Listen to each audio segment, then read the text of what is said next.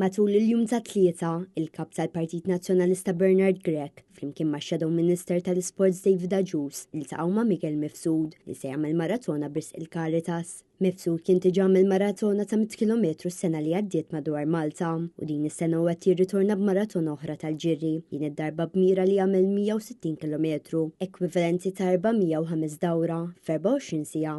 Din il-maratona se tibda s-sibt 5 ta' April mill-11 ta' filgħodu l-qudiem u se ssir fil-ground tal-futbol ta' San Luigi. Matul il-laqgħa mal-kap tal-Partit Nazzjonalista, Miguel Mifsud spjega li din se ssir f'ground sabiex ikunu jistgħu jiġu iżjed nies jagħtu d-donazzjoni tagħhom kif ukoll biex jipparteċipaw f'parti minn din il-maratona.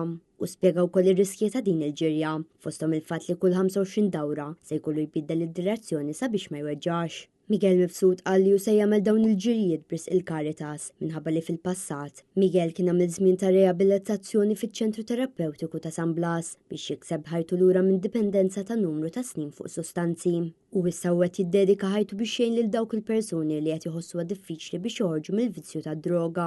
Bernard Grech u David Ajus awguraw lil Miguel Mifsud għal din l-isfida li se tkun qed tissir għal kawża tan ġusta nhar is-sibt li ġej.